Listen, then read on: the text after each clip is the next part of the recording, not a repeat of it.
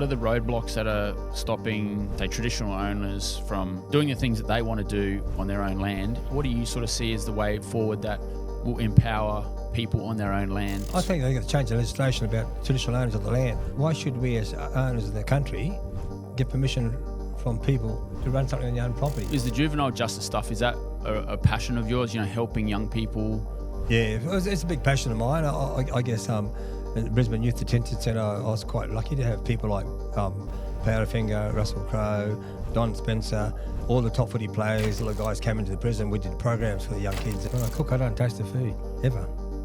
Until the end? Is that what you're saying? No, I don't even taste it. I just serve it up. So how do you explain that process then? Hey guys, I was checking out our data for the last month and realised that over 90% of the people watching our videos are not yet subscribed. If you've ever found value in our videos or enjoyed the conversations, hit that subscribe button now. It really helps our channel more than you can imagine, and it's the only thing I'll ever ask from you. We hope you enjoyed this episode. If you're ready to go, mate. Yeah, I'm ready to go. Let's roll. Well, thanks for joining us on the Next Gen North podcast, Robby Cooper. Yeah, thanks very much, Stuart. Saw you down at the markets last night, mate. You looked very busy. What was going on there? Yeah, I was just shooting some crew from Hong Kong and Tourist Australia and Tourist NT. A famous guy called Bobby Mafia in Hong Kong. So, right. Yeah. Yep. So was that for some cuisine related promotion? Who were the players involved in that? I think it's still the people from Hong Kong that's going to advertise Northern Territory. What's here if they come to Northern Territory? Yep. So things like the markets and who's in the market and what's the best food to eat while you're here. And I guess coming from the Macassan days, how they came in and they introduced their food to Indigenous people, and so that's what's a part about Northern Territory is about why we have such great food here.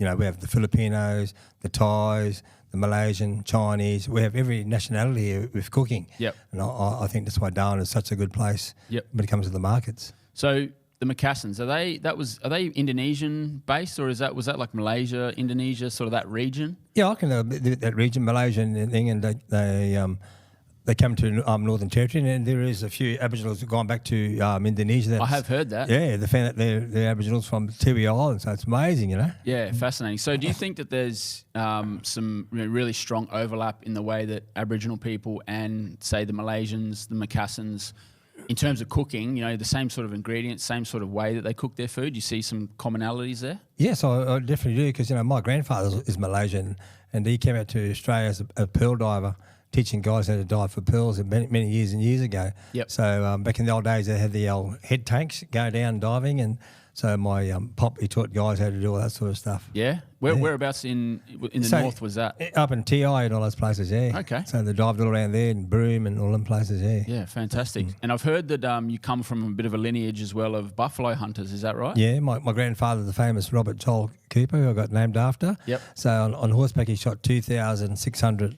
on his horseback in 1 year, so he's pretty famous about that. And so my grandma's from Bathurst, from Tiwi Island, my grandma. So, yeah. So is that when they're hunting buffalo? Is that hunting for meat, or are they just sort of eradicating, buffalo because there's too many of them? What are they doing that for? No, back then I think it was just for meat and exporting overseas. My pop was doing so. They was getting beef for the guys. My pop had a sawmill out in Coburg Peninsula. Okay. He had a sawmill there, and he had, I think, 15 or 20 Aboriginal guys working there from all the islands. Yep. So he's feeding the families and all that stuff. Then they realised that they can actually export buffalo away. So they started, and plus meat was pretty good to have. So, yeah. Right. So whereabouts, your personal story, where do you hail from originally? Are you from Coburg? Are you from Tiwis? No, Darwin. I was born here in Darwin. Okay. So my dad was born at that way. Yep. My mum was born in Badu. So my mum was out there, TI. So... yeah, but my dad spent most of his life out in Arnhem Land in Coburg as a young guy, yeah. Yep. So what are your earliest memories of, kicking around Darwin? What did you guys do for fun back then? Oh, we did boxing and playing sports most of our lives with my dad. And my dad was pretty well known for his sporting and boxing career. Yep. So we, all us, 6 boys, we got right into the sports, basketball, hockey, footy. Some of my brothers played soccer. And I just guess that we just loved our sports, and that's what kept us off the streets and away from alcohol, I guess. Yep. What sort of sports were your favourite? Was it mainly like Aussie rules or rugby? What were the main ones that you? For me, I enjoyed both actually, in rugby league and AFL. I enjoyed both sporting career, and I had a pretty big sporting career in my days, as everybody know. But I just loved footy, playing in the country, and I didn't want to go to the big time because there's more money playing in the country. Yeah, right. Yeah. Was that the farmers, kicking in some dough? Yeah, that's pretty good. So when you look out at playing at the top level and you get the same money playing in the country, well, of course I'm going to go to the country. Yeah, yeah. So what were your teams back then? Were you a Buffs man? Buffs, yeah. Yep. I did Buffs most of my life until 86, I think. Yeah, 86. Yep. I jumped to Nightcliff Footy Club. Okay, because there is a famous Cooper name at Wanderers Footy Club as well. Is there any connection to Uncle those? Teddy, that's my uncle. Yeah. Oh, right. So there is family connection. Yeah, it's Uncle Teddy. Yeah, Teddy Cooper's pretty well. He won 3 medals there. Yeah. Yeah. So what are your memories of playing footy back in Darwin in those days? Who are some of the better players you remember? Well, my cousin was our coach, Nangara Matt, was a great footy player, but the legend was Bubba Tai. Number one, guys like Joe Davey and the Dunn brothers, the Long brothers, the Riolis. I mean, Darwin you can name so many people. I played with the great Tommy Thorne, Norm Hagan, Russell Ebert, Bruce Light. Some great footy players that come to the Northern Territory, and I guess Darwin is the place where a lot of good clubs come and scout our young Indigenous players. Yep. As you know, Reuben, my eldest brother, he's the first guy from Darwin to play for Sydney Swans. Yeah, wow. At a very young age, I think 16 or whatever. Yeah. Yeah, we had Charlie King on, and he was remembering. He specifically remembered Bubba Tai and guys like Benny Vigona. Do you remember Benny? Yeah. Benny is a legend. When people ask me about anybody, I think Ben Vigona is one of the greatest players that I've ever seen play footy, and even his younger brother Tony was a magnificent footy player. Had a ball on a string, But if you look at the players that come from here, Ronnie Burns, Darryl White, there's so many legendary players. Young Matty Stokes. There's Darwin. You can name so many brilliant footy players. The Clark boys, Xavier and all the ref. There's so many of them. My nephews, but there's so many. Andrew McLeod. Just you can go on and on with the legends that played here. Yeah, and in particular, I like to mention St. John's because St. John's College, because so many Norm Smith medalists have come out of St. John's. Like Nathan Buckley was there. McLeod, like you mentioned. Ed I'm sure Fry, the Rioli. Yeah, Riolis, Morris. Yeah, it's crazy. Basil Campbell. Like from that tiny little... that one little school. Yeah. And, when you look back at the school now, because it's a big school now, but when you look back, that little Catholic school, Father Murray, he used to flog us, but, Ian Carranura, some of the greatest footy players that all played down south, all come from that one college. Amazing. So do you see footy as being a way for young people in the Territory to really sort of, stay out of trouble, like you mentioned, and provide, maybe some economic opportunities for them down the line? Yes, I think footy, if the kids got into footy and they get picked up, there's a good career.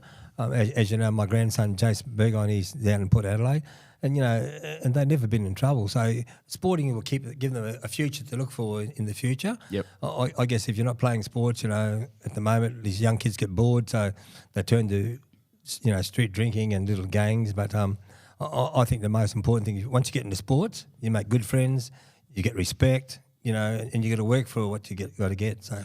And it's a good way to just burn off energy, isn't it? Because young men in particular, I think the way that society's changing now, we're trying to sort of stop young men from being young men, trying to sort of, put them in confined spaces and, sit them down at schools forever when they should probably be out burning off energy, playing with each other and, sort of building their sort of social understanding. Yeah, I think with sports you get the social part of it the whole lot. You make good friends, and you're burning up energy every day, and you know it's good that what you're putting in your body's healthy. That's right. So, I do lots of cooking around Australia. So a lot of young kids I talk to, I was shocked not long ago. I went down to Longreach and Kalamala and that, and these kids don't eat veggies. Really freak me out.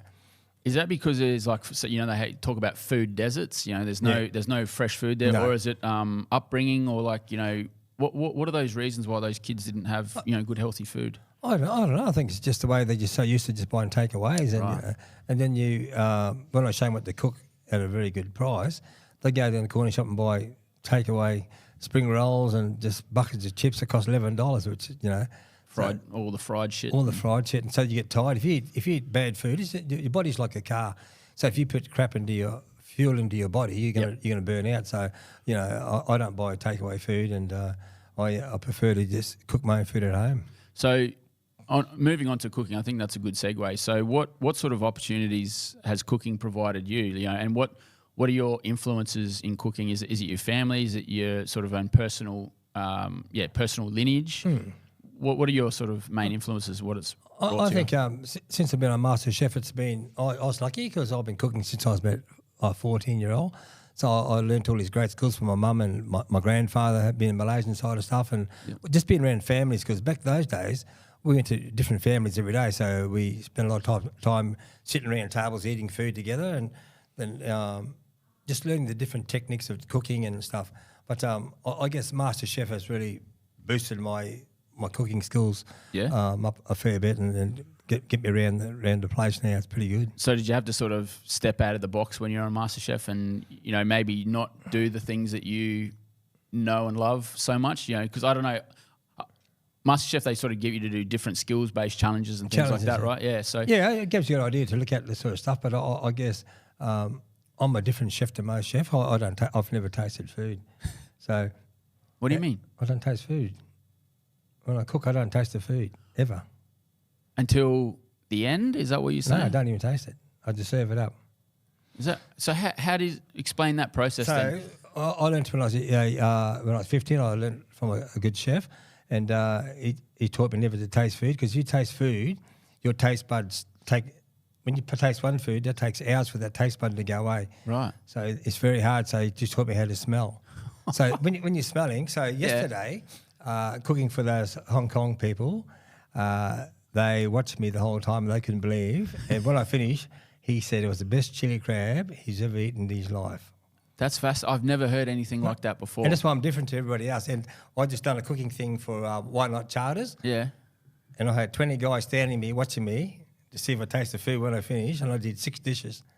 And they said the same thing. Well, man, that's amazing. And I guess I have that technology I have a good smell sense. So right. I don't like eating chefs that's smoking a cigarette because they have no taste. Right. So what do you say then to someone like a Gordon Ramsay, right? Because he's always like tasting. And swearing at everyone for not tasting it, not seasoning enough, all that sort of stuff. How do you sort of reconcile that? Like, what do you say to someone like a Gordon Ramsay? Well, I never tasted Gordon's food before, but, I tasted Jamie Oliver. Jamie's not bad. He's a nice guy.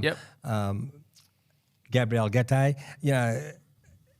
these people, they've been cooking for a long time. So I think they do the taste just to pretend they're tasting it, because I reckon like Rick Stein, those guys, they've been cooking for a long time. So when you've been cooking as long as we have been, you have the natural ability to know exactly what goes in, how much amount. And so I know when I smell my herbs. So yesterday, these people watched me non-stop with the camera and they go, you didn't taste one bit of food and you did 3 dishes. So how do you know what's in there? I said, the smell. The smell. So like you can smell the freshness of the herbs, how much you need to use compared to maybe dry herbs, that sort of thing. So once the herb goes in, the smell, you get the smell, that's enough. So a lot of people, all you have to do is mix one wrong herb with your dish and bye-bye. It's, And then like salt and pepper, balancing that umami sort of thing. So most stuff, you got to remember all your sauces got all those flavours, your salt in it, so you don't need salt. I never put salt in my food. Really? Ever. I never put salt and pepper in my food ever. Well, I have heard, some Italian people say, salt kind of masks, not flavour, but it's sort of a cheats way to try and inject flavour instead of actually putting flavour itself into the food. Do you agree with that? That's right. Yeah. So 100%. So how would you describe your own style of cooking then? Well, I guess I'm so different because I cook on campfires at Arnhem Land on my property. So we're having so many different woods. So the smoking of the food is so much different. Yes. The heat is so you got to watch your food and because I'm cooking seafood all the time out on the property, we get to know exactly how to cook food. And I think a lot of people today overcook fish, and that's one thing you should never do. Any seafood, I don't put it with water. Say that again. Fish, I never put with water or crabs. Okay. So I steam everything, so I don't. Oh, rightio. So crabs I can sort of understand because they sort of steam in their own shell and that sort of thing. But how do you? So are you just grilling fish then, or is it just over the campfire? Just quick, and it locks in all the flavours. And all that sort of stuff. So like cooking it whole, sort of. Yeah, okay. Yeah. And you mentioned something that was interesting to me because I've got a market stall down at Mindle and I do both smoked chicken and I do a fish dish. Yeah. Regarding wood, do you sort of see there being a synergy that could maybe, you know how there's American style barbecue? Yeah, American. Yeah. How, you know, what sort of flavour profiles do you reckon, say, like using Australian native woods and the smoke? Is there something that could be matched with that American style barbecue cooking, do you think? Or is Australian wood too strong? Is it too weak? No, I think Australian timber is quite good, but the smoking, the flavour of the smoke out of the wood is like the iron bark and redwood and all that sort of stuff. It's got a beautiful flavour of the smoke. As long as you're not too close to it, if it's high enough, it'll cook. Because it's especially the iron bark. It's a nice hot wood, you know, and it lasts a long time. Yeah. So most of the time I cook with around the iron bark stuff and when I'm cooking. Yep. But I just think, the flavours of food, I'm not right into like smoking and stuff, but when you're cooking on the fire at home, you know, you see today they got all these different barbecues with all this different charcoals. And I'm not into that sort of stuff. You can spend a lot of money on that stuff. Yeah, that's a lot of money, and it's not going to make you a better cook. Nah. So the stuff that you like to cook, then you mentioned was it chili crab? So is that a Singapore style chili crab, or is that? No, it's my own. Is that a Robby Cooper style? That's my own, yeah. But do you take influences from places like Singapore? You know, because I guess they're so close. It's so close to Malaysia. Yeah. And you know, places like Penang. I love a Penang curry. Yeah, curry. What sort of foods are you mainly cook? Do you cook curries? So like I guess Bob the Godfather said yesterday, I put 3 nations into one: Malaysian, Aboriginal, and Asian, Chinese into one dish. Okay. And he said you can taste the whole lot. Yep. Your mixture. Yep. So I guess, you know, have my pop teaching us about all the Malaysian. So I use the belacan, the galangal, lemongrass, everything that we have, the chilies. Yep. You know, so when you're having it fresh, it's so much different in your food levels. Yeah. What do you see as the potential for using native Australian ingredients in, say, high-level cuisine going forward? Do you see there being like a massive potential for this whole new industry to grow and develop, and that being another opportunity for Indigenous people? Yeah, I think the Indigenous people, agriculture and stuff like that. Agriculture and all the stuff that's out there and all the different herbs and stuff. For me, I'm not a great cooker on the Indigenous spices because it's very hard to put the flavour into the food. Is it? Yeah. Can you explain that? I tell you, it's very hard. The lemon myrtle and stuff, and that stuff, it's good for sweets and stuff. Right. But it's very hard to put with your stuff. It goes all right with a bit of crocodile and stuff, but not too many stuff you can actually use that makes it, when in the cooking industry, I guess what I do, I think that's one thing. I was on MasterChef. They wanted me to use all this stuff. Sure. And I go, we don't use this up my lamb. Right. So up at home, we just use what we've been cooking with all our lives, you know, on the bushfire. Yep. So when you're cooking stingray and stuff like that, you want to taste the sea, the ocean, you know, and I guess that's where a lot of people break down. They want to put all these different flavours and what are you supposed to deliver? You want to deliver chili crab, or you want to deliver something you can't eat? Yeah, right. So just if we could just focus on, like, say, lemon myrtle, for example, like the flavour profile. So, you know, I would just think hearing something like lemon, it would go well with fish, but does it not pair? You say it's good with sweets. Is there a natural sweetness in it or something that doesn't work with savoury food, or? Yeah, well, I tried on some fish I had. And I don't know, because I've never used this sort of stuff, and it was in a packet. Yep. So maybe I put in my stuff, but then I tried to put less in it. Didn't the flavours? I couldn't hit the flavours. You know, I made my own lemon fish. So yeah. So it just doesn't really translate in a lot of senses. Your own professional life, sort of, what have you done, you know, over your career that's like, you know, you sort of consider your main line of work, say, before you became involved, you know, maybe at a more professional level with cooking? So I started off first as doing apprenticeship as a boiler maker, and then I left there. I went to Power Water for a few years, and then from Power Water I went to the prison system. Yep. So I'd done 10 years in Darwin, did 10 years down in Brisbane. Yep. And then I went to juvenile justice, working with young kids in the streets, and then I left that. Then I started concreting, and then I started catering stuff around the place. So, yeah, wow. Yeah. So is the juvenile justice system, justice stuff, is that a passion of yours, you know, helping young people? Yeah, it's a big passion of mine. I guess in the Brisbane Youth Detention Centre, I was quite lucky to have people like Powderfinger, Russell Crowe, Don Spencer, Wayne Bennett, all the top footy players in Australia, the Jets, Leroy Loggins, all the guys came into the prison. We did programs for the young kids, and then so I went out to all the communities and got every elder from every community to come into the prison on a Friday, and we just help the young kids out to get out into the system. Yep. So we've just had a recent NT general election that I think was really won and lost, probably on crime, on crime, and youth crime, really. And youth crime. Yeah. So what are your thoughts, on the fallout of that? Was there things that you saw from all the political parties, where it's Labor, Liberal, Greens, Independent? Was there anything you liked from any of the parties that you saw during that election cycle? And we have to, I guess, hold the new government to account that they're going to deliver on the things that they say. We hope that they can deliver, because at the end of the day, a lot of people talk about things and they're going to change. But the thing is about the reason why if the prison system was the same thing is just talk, and no action came out of it. So there's with the new party and new government. Yep. So hopefully that we'll look at the things that we need to look at youth, but we're going to start at home with the parents. If we don't start back there first and then come back down, we're going to lose. We're going to catch the young at home with the mum and dad, go out and give them support. And, unfortunately, there's not enough things. So in the community, what can they do? Go to the communities. The government need to realise, go to the communities, they've got nothing. No playgrounds, no swimming pool. Of course the kids are going to get into trouble. Give them something to do. Put a basketball course there, put a swimming pool. Yep. Have programs running. When you've got no programs, you need to burn young kids' energy out. Yep. And they need to sleep. So there's three parts they need. Like, we need breakfast in the morning for kids to go to school. None of the kids have that sort of stuff. So we need to put all this place in the place for our young kids in the community. Yep. And and the respect, build the respect up with the parents and the mum and dads, and and that's got to be from there. So have you liked what you've seen from the Liberal Party? So they said that they were going to strengthen bail laws, reduce the I think the age of criminal responsibility back from 12 to 10 like it was before Labor changed it. Is that something that you see that will have an impact, or is there something else we need, like things you mentioned? We need to do? I just think on kids, no kids belong to be in jail, even the age of 10, 12-year-old. That's too young for anyone to be in jail. Yep. The jail says, but where else can we go if they got nowhere else to go? Yep. We need to put them in a safe place. So all my experience working with young juvenile kids, and I take kids, but I think the most important thing is that the government's got to look at doing programs to get these young kids back to community. Yep. And show them what's out there for the kids. So for me, I take kids out camping and show them a whole new life.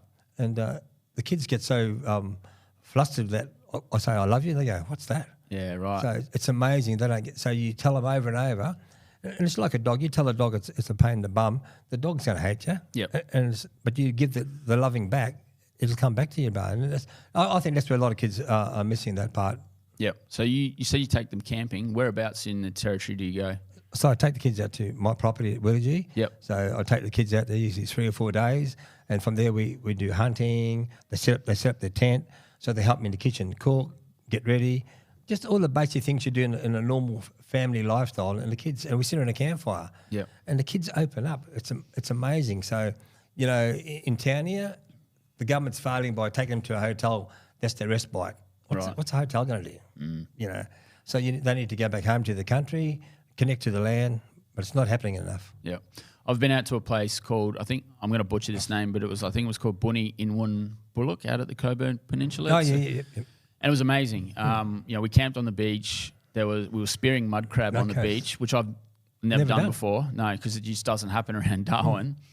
Is that what Arnhem Land's like, sort of all along the coast there? Is it that rich in wildlife? Arnhem Land, so the kids I take out, we shot ducks. We shot our beef, cut the beef up. The kids never done it before. We shot ducks, magpie geese. We speared mud crabs. We speared stingrays. And the kids had a ball. So that's what the life should be about. Time I got home, 10 o'clock at night, they're asleep. Amazing. Yeah. Up in the morning. So that's what I think the life in the bush is about, So you're not sleeping in, you're not doing drugs. And when you sit around people hunting all day, because that's what I do when I'm at Arnhem Land, I just hunt all day. Yep. So I get my oysters, I get my fish, my crabs, go back, cook it all, clean up. You're in bed by 9:30. So. Yeah. So is that something that you think could be almost a pilot program for other communities along Arnhem, or all throughout Arnhem Land as a way to help young people stay out of trouble? I think it's right over the whole lot of Arnhem. If you go to Craig Island, all my cousins out there, and they all work in the schools, young Nathan Fijo, his dad Stephen, my cousin, and Jimmy Cooper, all the people out there. Yeah. So there's a lot of families out there working with their young kids, but they need the support of the government to give them full-time work, but they're doing part-time work here and there, and they're on a community, so they need to support full-time job, Sure. not part-time, and these guys have so much knowledge, especially my nephew Nathan Fijo, Yep. who's brilliant at writing music, and the songs that he writes is amazing. So, and then Jimmy, my like my brother, he's from Crocodile Dundee. He's in the movie, and he done High Ground in the movie. Yeah. So we call him Elvis. But all that sort of stuff is like, there's so many leaders out in the community that we got to get there to take these kids off the streets. Yeah. So I guess that sort of, excuse me, begs another question in terms of, trying to help young people, but at the same time, we've got to help, adults and stuff like that as well. They've got to have meaningful jobs. Yeah. Are things like tourism opportunities another avenue that could be explored out there, or agricultural opportunities? Yes. What are the sort of industries that you think that have big potential out rural and remote that we'll probably need a bit more of a examination? Well, I think like tourism is such a huge. People can go. There's basket weaving, there's spear making. Yeah. There's so much for the tourists to learn from the real people out there. But unfortunately, right now, a lot of non-Indigenous companies have got it all in their packet at the moment, in their back pocket. So the Indigenous people that live on the land, they don't get nothing out of that. Right. So but for us to get something, we have to get permission from the land council and stuff, and it's a very hard situation right now. It's you're trying to work with the young kids on the street to get them off the street, and you have all these different hurdles you to get over. So it's pretty sad. But most of our people out in the communities, out in the stations and stuff, if they had the support of the government and the council, of course they can develop so much. The artwork is magnificent. You got basket weaving. You got so much stuff to do, and not just that, to teach the food, the bush tucker food. Mm-hmm. Tourism would love that. But unfortunately, the people don't get paid, and there's not enough work for them. So when you say the government needs to support the people, as well as it sounds like there's some outside businesses that have captured maybe some certain opportunities.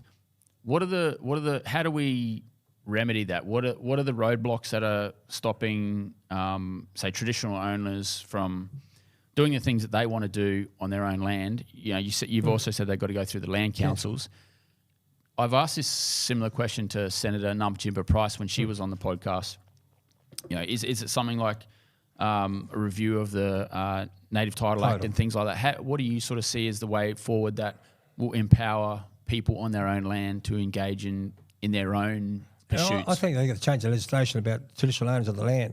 Why should we, as owners of the country, get permission from people to run something on your own property? Right. I find that quite amazing. And and who are they to justify who are they? They're not even from up that way. Yep. So the sad part is that, and if you look around, there's so many Indigenous organisations in the communities can't get anything going because they can't get the permission. Right. They're TOs.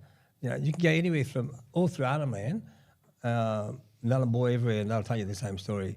Why we got to get permission? Yep. To do something on your own place. When no one else in Australia has to do the same thing. No. Yeah. So like when you're living in town here, do you get a permit for your mate to go to your house? Yeah. So why got to get a permit for my friends to go to my property? Yeah. It's crazy, but at the end of the day, the government's got to really look at that. Okay, what's the package deal? Because we face it all the time. Well, where you going? Oh, you haven't got a permit. Yeah. You have a permit to go to your house? Oh, no. So I live out here, so why should I have a permit for my friends to come visit me? Yeah. So that could be one of the main things that would really open up things. Yeah. But I guess this along the same train of thought, we don't want people just going there, no. Yeah, or businesses coming in and exploiting traditional owners for their land or their resources and that sort of thing. So probably just needs to be a balanced. It's got to be a right balance. For me, I don't just let anybody go to my place. Yep. And when they come to my place, I make sure they come with me. If I go somewhere, you come with me. You don't just go there and wander around on the country because that's not right. Yep. So, my grandfather's sawmill still stands there today. So I take people up and show them where my dad was. Spent most of his life up in the middle of the bush. Yep. Just move that mic back. Sorry, Robby. Yeah. So just all those sort of things back, show them what that's all about. And, if we had that boundary where other people are driving through, you know, and of course there's a lot of great hunting there. Yep. So, you know, a lot of people wants to go and hunt and do stuff, but, you know, I come across people all the time, you know, just hunting in the middle of the bush, and I don't leave my place. I just stay around my own area, go in front of my house and fish. Yep. So I don't need to go to everything's in my front yard. So, you know, but if the government can just look at those sort of policies and procedures, we need to put it in place, because, you know, they're having, when you got to answer to other people that have no say there, it's really hurtful for most of our people. And, you know, it's the same thing, dividing each family up. Yep.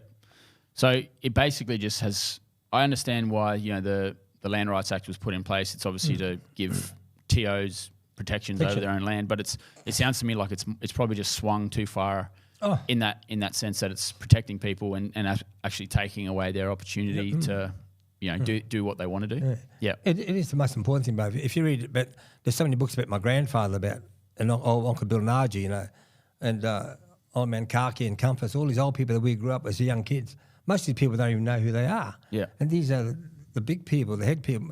There was never a ceremony in Ireland if my grandfather never approved it. Right. You know, and people ask me questions. Yeah. Hey, this is my pop. Yeah.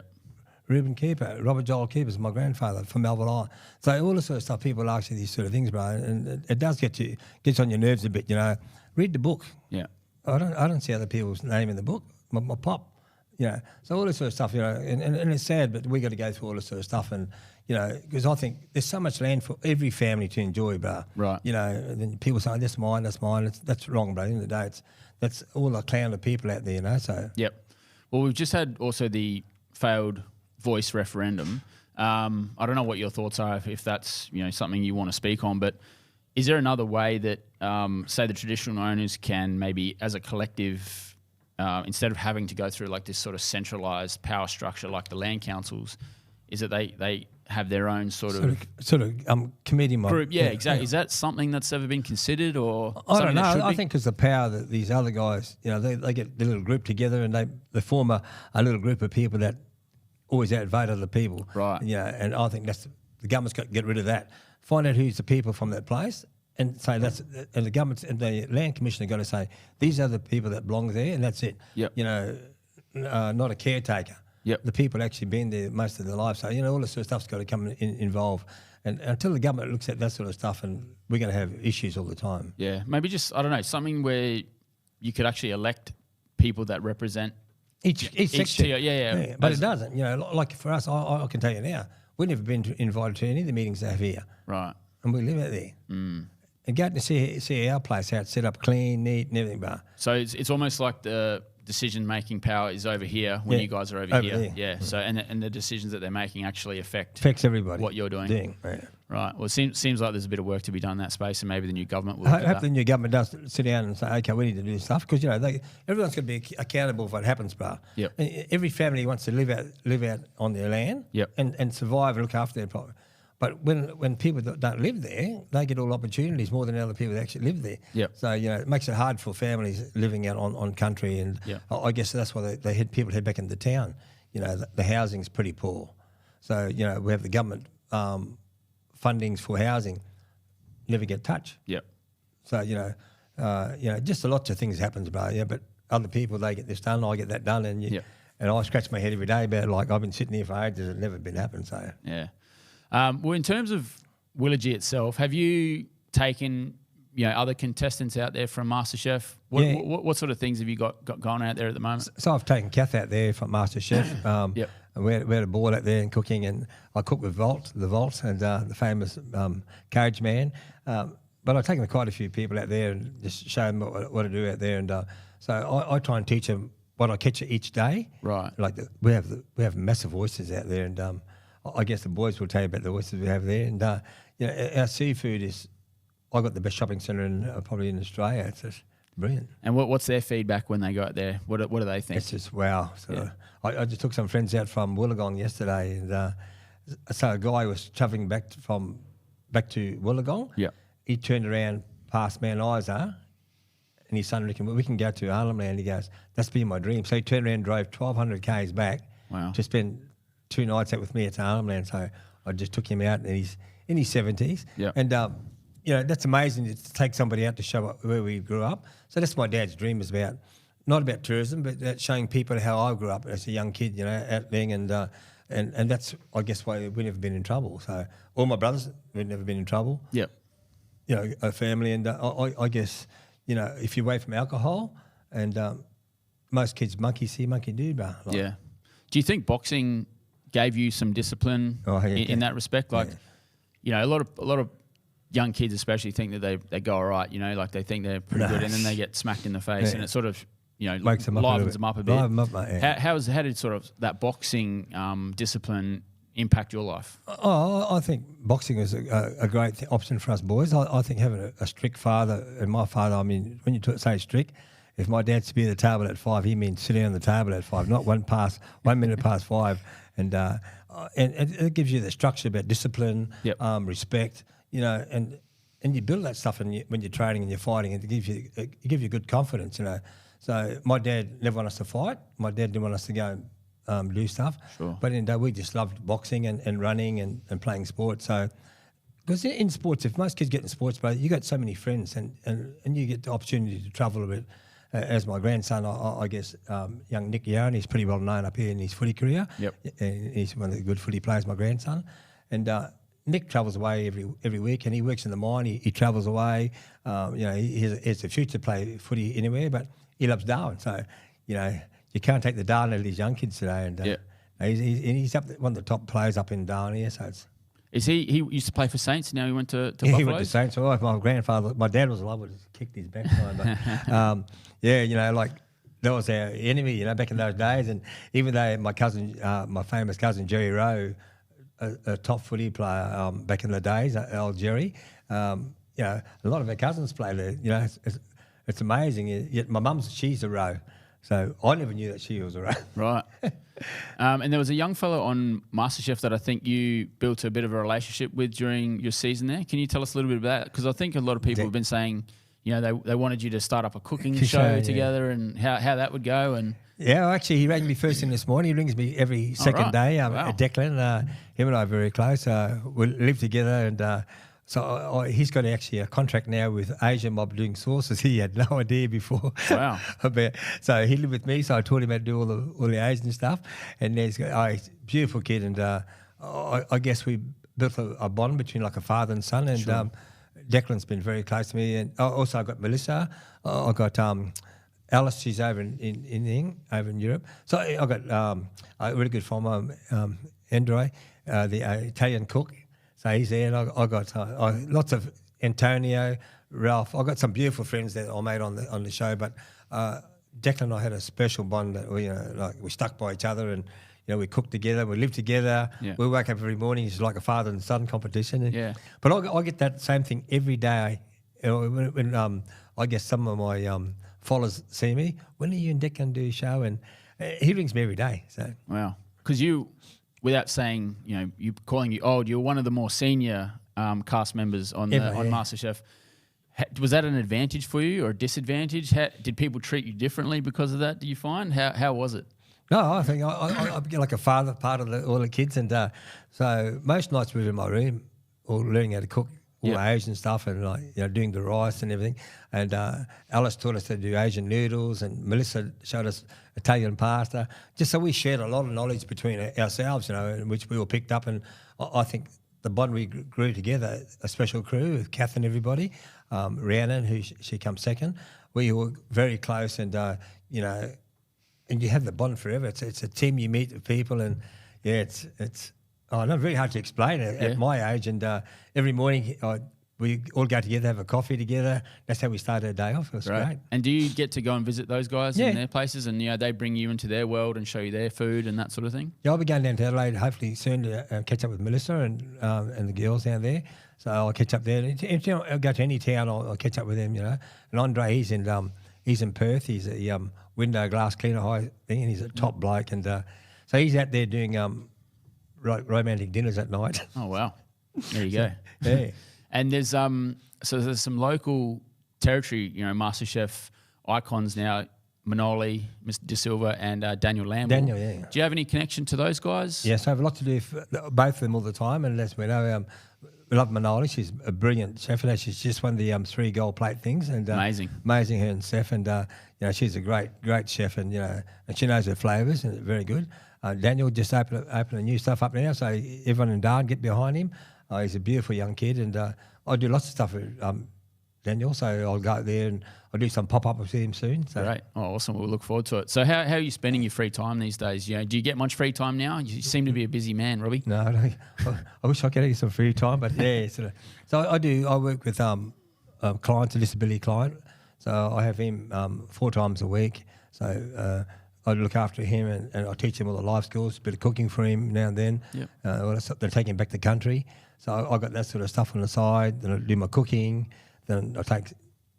That's about it. Most of the time I'm doing ads and, so pretty hectic. So what do you got planned for the future? You got anything you want to tell the people about, how we can support what you're doing? Well, I think my future dream is to get the young kids, once it's all sorted out, get the young kids out in the bush and, run good programs, have a good supportive team out there. So, your anger management, your trauma people. People can work with young kids and understand so the young kids got somewhere to go and that they build a relationship with. But what works is that our problem is that everyone thinks, I've done a 6 weeks program, it's good, it's finished. Right. You need to have that ongoing. Sure. If you don't have the connection, we are going to fail. And I guess that's my dream for a long, long time in Brisbane. So when I was in Brisbane, I'll tell you a great story. A young girl, she was in a really bad situation, and Bernard Fleming, he rang me to come into work in the prison, and I said to Gil, "You know Powderfinger?" And she goes, "What?" I said, "This bloke said he's a lead singer. He's on the phone to me." She goes, "He's famous." So I got Bernard to come into the prison. He's supposed to be for an hour. He was there all day, signed everyone's shirt. So he stayed with me for 2 years running the music program. So every concert he had, I went to every concert. And one of our young girls, she done an opening song for him when she got out. That's amazing. Amazing story, bro. So, if you're doing that, yep. And I think today that girls has gone the right pathway. So that's what we got to do here. The government needs to look at what pathways we're going to go down. And young kids need good, solid people who are going to be there all the time. So the government's got to look at, okay, we can't do a short-term program.